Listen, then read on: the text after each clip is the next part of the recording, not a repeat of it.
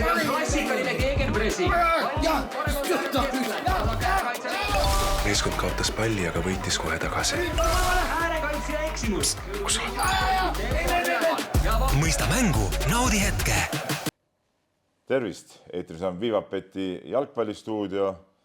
On jäänud veel 2 mängu ja me oleme siin seekord pisut teistsuguses stuudios, kuna on ka ralli parajasti käimas. Me oleme natuke rallilainer ja minu vestluskaaslaseks on Õhtulehe ajakirjanik Rasmus Voolaid, kes on juba korra meie jalgpallistuudios ka käinud. Tervist! Tervist! Ma käisin kõige esimeses. Kõige esimeses käisid peaaegu kõige viimases ka. Koos Madisega ja nüüd peaaegu kõige viimases. No, siin rallil olles, kuidas jalgpallilainel püsida?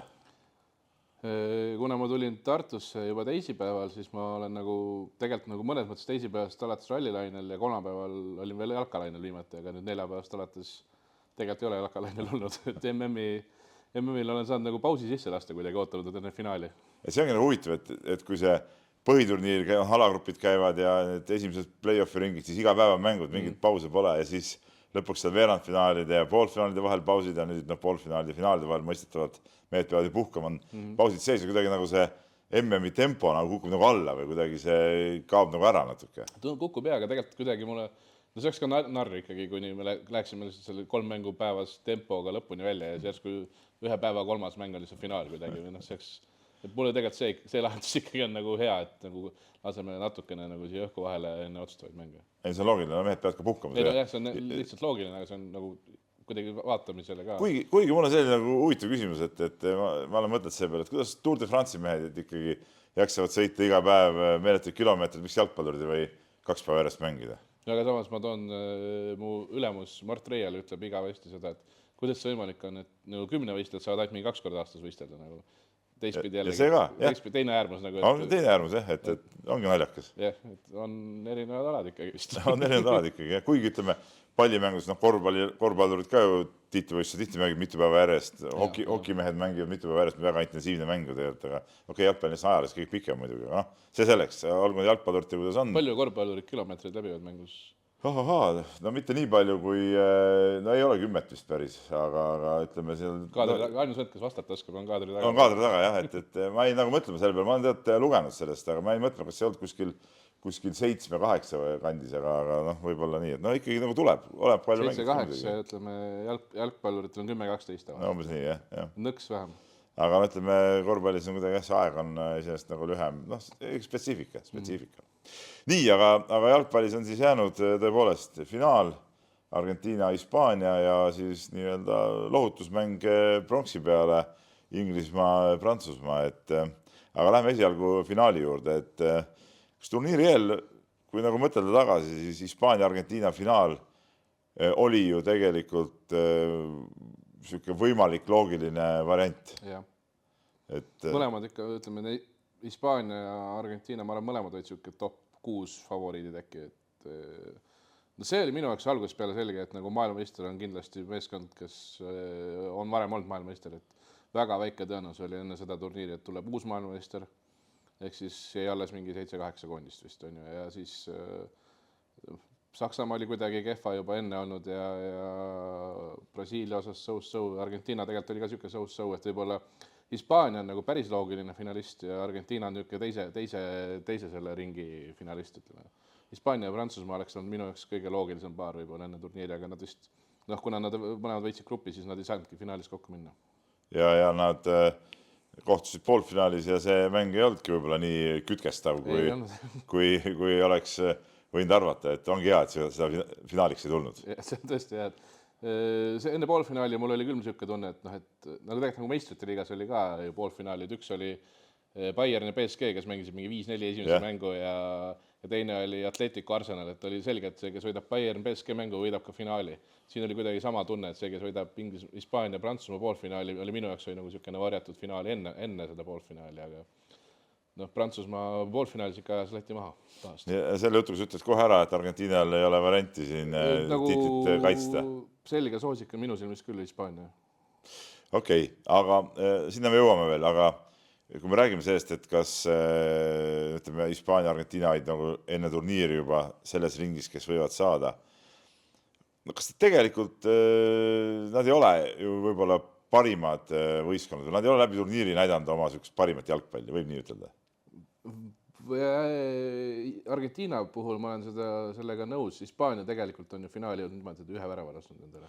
Seda küll, aga nende mäng kuidagi ei ole sihuke nagu ülekaalukas nagu. Võib-olla on sellepärast, et Jamal näiteks ei ole nagu kuidagi tuli turniirile poolvigasena ja ei ole seda tähesära, ei ole nende ründemängus nagu nii väga, et need nimed lihtsalt ka, kui me räägime Mikel Oyarzabal ja Lamine Yamal, kes ei ole väga hästi mänginud ja Dani Olmo ja sellised mehed ei ole nagu võib-olla päris Mbappé ja need Olise ja Dembele ja need Prantsusmaa staaridega võrrelevad või Messi või Kane või Bellingham või et need nimed ei ole nagu nii kõvad seal Hispaania ründemängus lihtsalt, aga niisugune hästi võib-olla selline suur turniirilik, et niisugune hästi ennast üles ehitatud läbi turniiri, niisugune kuidagi sujuv minek ja aina paremasse vormi vaikselt tõusevad ja kuidagi oma selle kõige kehvem mängu tegid kõige esimesena ära ja nii edasi, et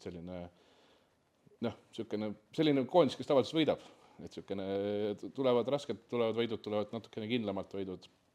Prantsusmaal tuli lõpuks see mõõn sisse kõige valemas kohas põhimõtteliselt. No aga elu on ju varem ka näidanud seda, et võistkonnad, kes nagu tunduvad, et need panevad siin vägevat, et see on parim võistkond ja mõni siis niisugune nagu üllatus, nagu seekord võib-olla siin mingi Norra oli, eks ole, kes üldrahvalik lemmik. Need lõppkokkuvõttes need ikkagi turniire ei võida. Ja. Et isegi, eelmine EM vist oli see, kus Saksamaa esimeses mängus jube kõvasti pani ja jäi selline mulje, et Saksamaa kodusel EM-il võidavad kindlasti ära, aga ei saanud ka finaali, kes üldse poolfinaali said, ma ei mäletagi, ja poolfinaali vist said. Et jah, kõlab klišeena, aga ikka tuleb see kehva mäng vist sisse ikkagi igal koondisel, eriti kui 1,5 kuud mängid järjest. No sa natuke tõi juba selle nurga sisse ka tegelikult, et Hispaania on niisugune nagu läbi turniiri ennast kuidagi nagu üles ehitanud ja kui me mõtleme selle peale, nagu me rääkisime, et Jamal ei ole võib-olla nii tähesäras olnud ja ütleme, neid staarid võib-olla ei ole üksikuna niimoodi säranud, et ta ongi niisugune võistkondlik meeskond, et niisuguse tiitlivõistluse mõttes see ongi kõige jätkusuutlikum variant, eks ole? On absoluutselt nõus. Sellise mehed nagu Rodri näiteks mida mäng edasi on nagu esile kerkinud, aga ta on võib-olla oma positsioonist tulenevalt lihtsalt, ta ei saa kunagi olla nagu samasuguse tähelepanu keskmes kui Mbappé on ju, et kui sa oled niisugune kontrolli poolkaitse, et jubedalt sai kiita küll näiteks poolfinaali esituse eest, aga ma olen nagu sellist keskmist inimest, nagu see nimi võib-olla ei kõneta nii palju. Ja Mal nüüd natukene mängis, tundub, et ta on ka nagu mulle tundub, et De La Fuente, Hispaania koondise peatreener, katsetas vist Jamaliga seda lahendust, et las ta mängib ennast vormi, et ta tuli nagu niisuguse väikse vigastuse pealt turniirile ja alustas pingilt, aga on teda nagu stabiilselt võib-olla natukene rohkem sees olnud, kui minuteid vääriks tegelikult sellise esituse pealt, aga et nüüd poolfinaalis teenis penalti ja oli juba päris terav, et ma arvan, et finaalis võib temalt ka ikkagi midagi juba oodata. See ongi päris huvitav, sest tegelikult see sihuke turniiri käigus või vormi mängitamine on rohkem nagu omane vanematele kogenud meestele, et seda kasutatakse nagu päris tihti teistes pallimängualades ka, et mingid vanad kogenud mehed mängivad ennast vormi mingi turniiri käigus, aga mitte siuksed nagu lapseohtu staarikesed, et selles suhtes see oli päris huvitav lähenemine, aga tundub tõesti, et see on nagu õnnestunud. Jah, tundub küll, jah. Mida mänguliselt võiks Hispaania siukseks tugevuseks pidada, et millega nad eelkõige vastaseid löövad? Mulle tundub, et Hispaania puhul ongi see hästi kontrollitud kaitsemäng, mis nagu suudavad hästi nullida vastaste kõige nagu need tugevused ära, et Prantsusmaa ei pääsenud üldse jooksma, neid ei tulnud neid liini taha sööte, ei tekkinud mingisuguseid neid häid üks-ühele võimalusi, et kuidagi väga nagu et vastaste tugevusi osatakse kõige paremini nullida, et osatakse lähtuda nagu vastaste mängust ja ma arvan, et see võib ka Argentiinaga toimida, kuigi seal on ka sellised mehed, kes heal päeval võivad ikkagi väga-väga keerulisest kohast ka väga häid palle kasti lasta, nagu me nägime näiteks Messi näol, et Argentiina on kindlasti tegelikult selline meeskond, kes suudab ka sellise kaitse vastu mängida, ma arvan. No seda, et Hispaania see nad oskavad mängida meeskondade vastu, mitte lasta neil rünnata ja teha, no see näitab ka see, et nad tõesti ühe värava lasenud endale lüüa, eks, terve turniiri jooksul, mis on ikka ka päris hämmastav tulemus tegelikult. Ja tegelikult seesama Belgia, kes seal ühe värava lõi, tegelikult Belgia ei olnud üldse kaugel, et Hispaania välja koksata. See oli siis veerandfinaalis vist. Jah, et see Hispaania seal tuli kõige sisuliselt viimase minuti väravast pääsesid. No seal värava ütleme, see väike käkk oli. Oli küll, jah. Et oleks Courtois tervena püsinud, siis ei tea, väga visikastes asjades on asi, et kui oleks Courtois terve püsinud, kas Hispaania oleks finaalis? Ei tea. Siis oleks kindlasti Prantsusmaa finaalis. Et ma ei usu, et keegi teine oleks ütleme, seal suutnud neid välja lülitada, et see tundub küll loogiline. Aga Argentiina, et kui turniiri alguses tundus, et Argentiina mäng seisab ainult Messi õlul ja kui Messi lööb väravaid, siis meeskond võidab, meeskond mängib hästi. Kui Messi ei peaks lööma, siis jumal teab, mis siis saama hakkab. Aga nüüd turniiri edenedes ja tähtsamates mängudes on ikkagi teised mehed ka esile tõusnud, et tegelikult selle võistkonna sügavus on palju parem, kui võib-olla alguses tundus.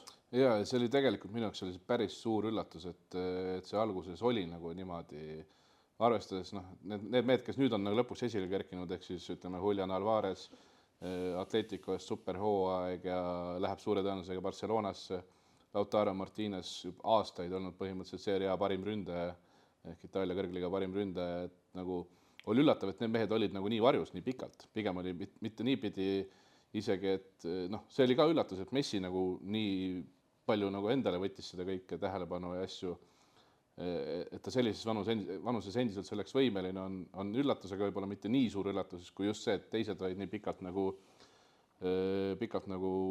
seal nii-öelda varjus, et Alexis McAllister, Liverpooli poolkaitse on siin poolfinaalis 2 korda posti vist inglaste vastu, et on tõesti jah, nüüd lõpuks on nagu hakanud teised mehed esile kerkima ja see võib-olla ongi nagu see, mis Argentiina fänne lõpuks julgustab ka finaali eel, et enam ei sõltuta ainult Messist. Samas see klišeelik väljend, et teeb teisi paremaks, kehtib Messi puhul ka, et Messi ikkagi teeb reaalselt neid teisi mängijaid ka paremaks. Ta tegelikult mõtleks, et ta oli isegi, kui ta ei löönud Inglismaa vastu ühtegi väravat poolfinaalis, ta ilmselt oli ikkagi mängu kõige parem mängija. Parim mängija igal juhul. Sest ta täiesti ulmelisi palle lasi, nagu nii kvaliteetseid senderdusi keerulistest olukordadest lasi ja isegi see esimese värava sööt, mis oli küll selles mõttes nagu sööduna oli, löök oli nii hea, et võib-olla löök oli nagu suurema kaaluga, aga ikkagi Messi tegelikult võttis, kui seda nagu rahulikult vaadata, siis see kaitse, kes Messile juurde tuli, teine kaitsja, ehk siis Messi võttis 2 meest enda peale, see teine kaitsja oleks pidanud tegelikult võtma seda lööjat peale, et tänu sellele, et Messi võttis selle teise kaitse endale, sai ta enda poolkaitse vabaks ja sealt tuli nagu vabalt kohalt löök, ja see teine senderdus isegi nõrgema jalaga, ta on tema vasakust jalast räägitakse palju, aga see oli parema jalaga senderdus. Ja see oli ikka, nagu öeldakse, nagu mammu, nagu öeldakse. See oli mammu, jah. See oli mammu. Aga mida see siis tähendab, et Messi mängib Ameerika liigas, eks ole, mis on nagu tegelikult sisuliselt Euroopa tippliigadega võrreldes ikkagi siuke, ma ei taha öelda naljaliiga, aga ütleme nagu teisejärguline liiga ikkagi. Teisejärguline liiga on nagu viisakalt öeldud naljaliiga. Jah, täpselt jah. Et kuidas siis seal liigas mängides suudab Messi sellist taset hoida? Ega ma täpselt seda loomulikult ei tea, ma pole kunagi Lionel Messi nagu nii lähedalt näinud, mida ta teeb. Mis sa mõtled, et sellest teha? Aga ma lugesin mingit sellist lausete kohta, et ta tegelikult ütles, et ta selle turniiri nimel on nagu spetsiaalselt tööd teinud, mingi teadlikult tööd teinud just turniiri nimel, mitte nagu hooaega veits ohverdades ka, et ma ei tea täpselt, milles see väljendub, aga et on aasta aega sisuliselt nagu pigem ei ole tema fookus olnud sellele, et Miami Interist olla võimalikult hea, vaid ta on aasta aega kuidagi teadlikult turniiri nimel töötanud, et ju ta siis on mingisuguseid mänge vahele jätnud ja ma arvan, et Messi on isegi nii kõva vend, et tal võib olla lepingus punkt, et sisuliselt, et ma mängin, kui ma tahan või midagi sellist nagu, et tegi mingisugused raskeid treeningtsükleid mingil kindlal perioodil just fookusega selle aasta suvel MM-il, et ju ta, ma arvan, et see Miami Inter on lihtsalt vormi hoidmise koht põhimõtteliselt. No ilmselgelt Messi kaubamärk USA-s selle turniiriga on tõusnud veel ikka päris kõrgeks. Et isegi need, kes võib-olla sellest jalgpallist ja olgem ausad, see sokker ei ole nende jaoks nagu ju mingi eriline mäng, eks ole, neid on nagu palju, siis ütleme Messi nimi kui selline ja see, ma usun, et tõuseb USA-s ikkagi nüüd rohkem esile. Et see on jah huvitav moment, aga sa ütlesid, et on teinud niisuguseid ohverdusi ja asju, eks ole, et vormis või olla selle turniiril nagu tipus, et tegelikult see turniir näitab, et ühe mehe õnnestumisest ikkagi võistkond, kuigi jalgpallimeeskond on ju suur, 10 meest platsil, 1 väravas, pluss vahetusmehed, ühe mehest õnnestumisest sõltub ikkagi väga palju ja kui siuke liider viib ennast tippvormi, siis ta suudab tervet võistkonda vedada. Ja see on ka nagu klišee, millest on nagu või niisugune käibev fraas, mida on Argentiina puhul nagu väga palju räägitud, et võistkond mängib Messi heaks, aga eriti oli seda inglaste mängus näha ju, kui tehti kellelegi teisele suhteliselt robustne viga, sest seal mängus ju tehti jõhkralt palju vigu, see oli nagu selles mõttes väga teistmoodi ilus jalgpalli kohtumine, et see nagu kuidagi nagu äge oli tavapärasest erinevatel põhjustel see mäng veidikene, et kui kellegi teise vastu tehti vigu ükskõik kummas võistkonnas, siis neile reageeriti üsna tavaliselt, aga kui Messi vastu tehti vigu, see oli kohe mingi 5-6 argentiinlast kohal eesotsas Rodrigo de Pauliga, kes seal kõiki neid inglaseid nagu eemale viisid. Ei tee, minu vennale ei tehta nagu sellist asja. No siin mõned saated tagasi käis mu stuudios Oliver Lomp, kes on paadunud Argentiina fänn ja teab Argentiina jalgpallist sisuliselt kõike. Ja tema tõi nagu välja, et ikkagi et Argentiina mängib tegelikult nagu kehvasti sel turniiril ja et neil ei ole seda võidu nälga pärast seda, kui nad tulid maailmameistriks eelmisel mingite mängude osas ma olen nagu nõus, aga nüüd siin poolfinaal ja finaal ja ma tahtsin tuua nüüd nagu eraldi näitena see sama Messi teema, et need mängud on näidanud ju tegelikult ka seda, kui korda Messile see turniir läheb, et seal rääkida sellest, et ta on maailmameister juba olnud, et tal ei ole mingit sellist nagu meeletut kihku enam, see nagu ei päde tegelikult. Messi puhul kindlasti mitte ja võib-olla ongi sellised mehed, kelle klubikarjääris ei ole veel kõike võidetud, et kelle jaoks on klubikarjäär võib-olla siis natukene olulisem kui koondise karjäär, kuna neil on MM-tiitel olemas juba, et nüüd tahame ka klubiga mingit meistrite liigasid ja tippliigasid võitud, võib-olla nende puhul see nagu pädeb, aga Messi puhul, kellel on kõik juba niikuinii olemas, et tema jaoks ilmselgelt on siis nagu MM-tiitel see, mida ta tahab veel saada. Sellega seoses, kas sa seda mingisugust argentiinlaste laulu kuulsid, mida nad riietusruumis laulsid pärast Inglismaa võitu? Ei, võt see mul ei olnud ka silma vahele, ma ei ole see. Neil on see on mingi päris kõva selline chant või laul on tehtud ka, kus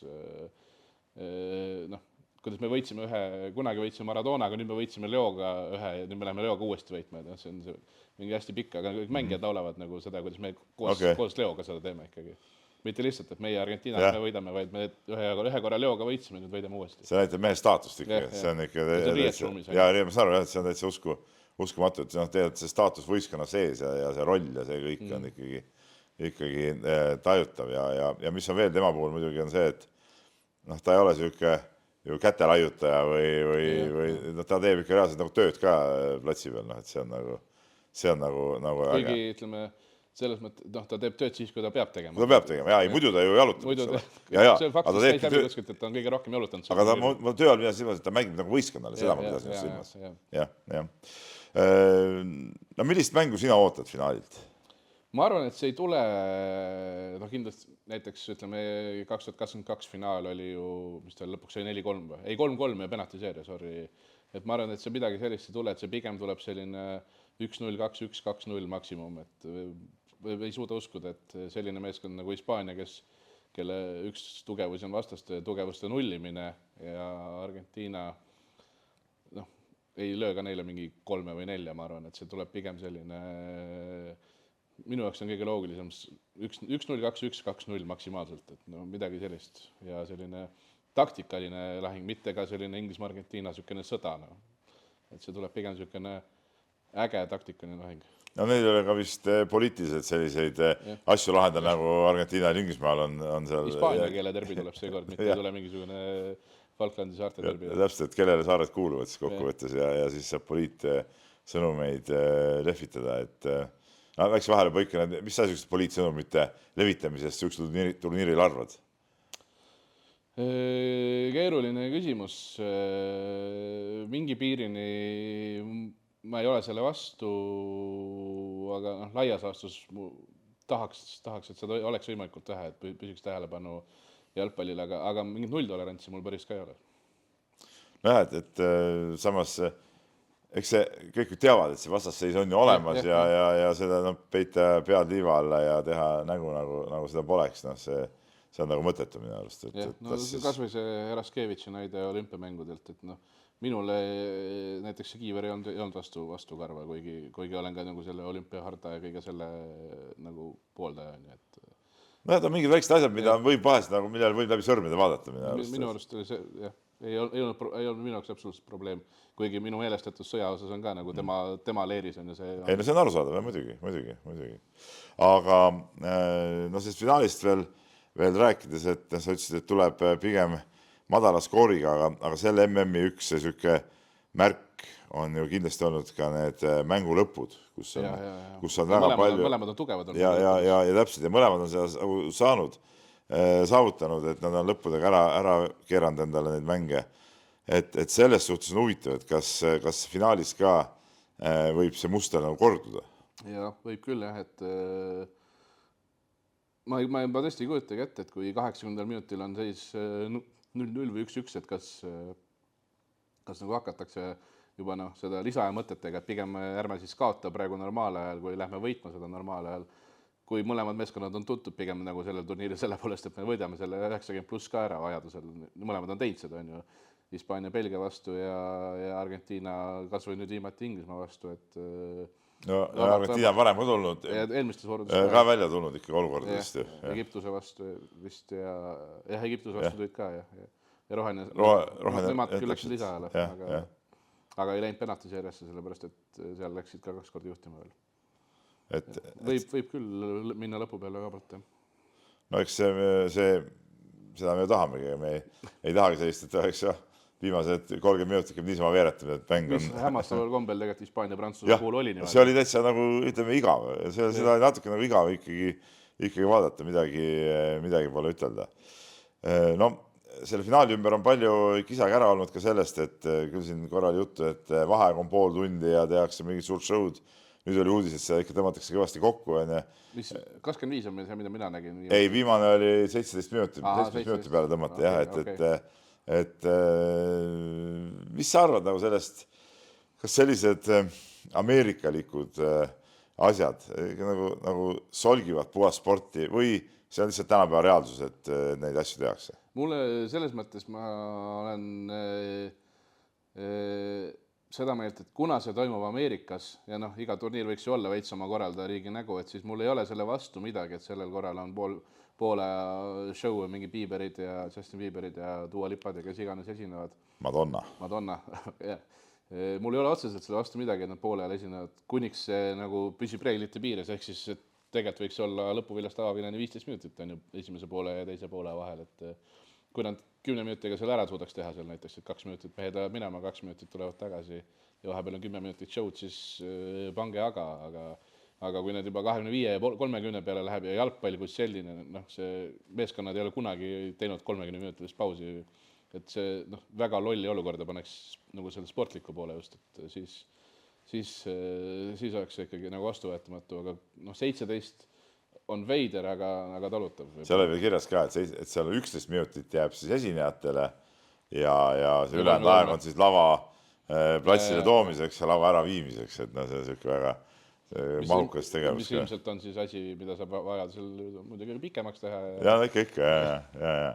Et aga mind natuke häirib see, kui minu arust see nagu, kuidas ma ütlen, tapab seda sporti või pisendab sporti ennast, et kokkuvõttes ma mõtlen, see on Ameerika, eks ole, ma nõus, et ta võib olla üks natuke kodu korraldama nägu, aga see ei saa olla nii, et inimesed tulevad sinna, ma ei tea, tõesti, Madonnat kuulama selle asemel, et jalgpalli vaadata, tead, see on ikkagi nagu jalgpallifinaal, et see minu arust need lauljad, Bieberid ja need võivad seal ju enne seda mängu ka ju esineda seal kuskil või no, midagi, tegelikult alati teha. ongi ju nii meistrite liiga kui ka MM-i finaalide puhul minust ongi olnud nagu avatseremoonia nagu, et tund.